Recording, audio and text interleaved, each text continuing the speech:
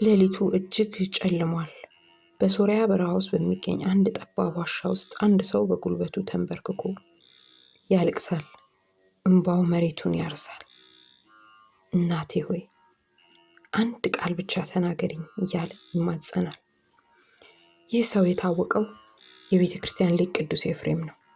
ነገር ግን በዚያች ሌሊት በዋሻ ውስጥ የተከሰተው ነገር የዓለምን ታሪክ ለዘላለም የሚቀይር ነበር። ኤፍሬም እመቤታችንን እጅግ ይወዳት ነበር። በቀንና በሌሊት ስለ ክብሯ ይጽፋል፣ ይዘምራል። ነገር ግን አንድ ቀን በልብ ውስጥ ጥርጣሬ ሳይኖር ከፍቅሯ የተነሳ ማየት እችላለሁን የሚል ታላቅ ናፍቆት አደረበት። ለቀናት ሳይበላና ሳይጠጣ ጸለየ። ሰውነቱ አለቀ፣ ድምፁ ጠፋ። ሞት በደጃፉ ላይ ቆሞ ሳለ ግን ድንገት ዋሻው በታላቅ ብርሃን ተሞላ። መላእክት በክንፋቸው ዋሻውን ከበቡት። እመቤታችን ቅድስት ድንግል ማርያም በታላቅ ግርማ መጣች። ኤፍሬም በግንባሩ ተደፋ። በዚያን ጊዜ ነው ውዳሴ ማርያም የተባለውን ድንቅ የጸሎት መጽሐፍ የተገለጠለት። እርሷ ስትናገር እሱ ይጽፍ ነበር።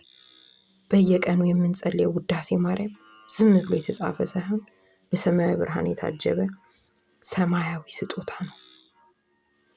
ታውቃላችሁ፣ ቅዱስ ኤፍሬም ይህንን ምስጢር ሲቀበል መላእክት ብቻ ሳይሆኑ በኢትዮጵያ የሚኖሩ አቡነ አረጋዊ በደመና ተጭነው ሄደው ምስክር እንደነበሩ ይነገራል። ይህ ታሪክ የሶርያና የኢትዮጵያን መንፈሳዊ ግንኙነት የሚያሳይ ታላቅ ምስጢር ነው። ዛሬም ቢሆን ውዳሴ ማርያምን በጸለይን ቁጥር ያ በሶርያ ዋሻ ውስጥ የነበረው ብርሃን በእኛም ቤት ይበራል። ይህ ታሪክ ህይወታችሁን የቀየረ ሰብስክራይብ አድርጉ፣ ለምትወዱት ሰው ሼር አድርጉ። የእመቤታችን ፍቅር በሁላችንም ልብ ውስጥ ይደርልን። አሜን።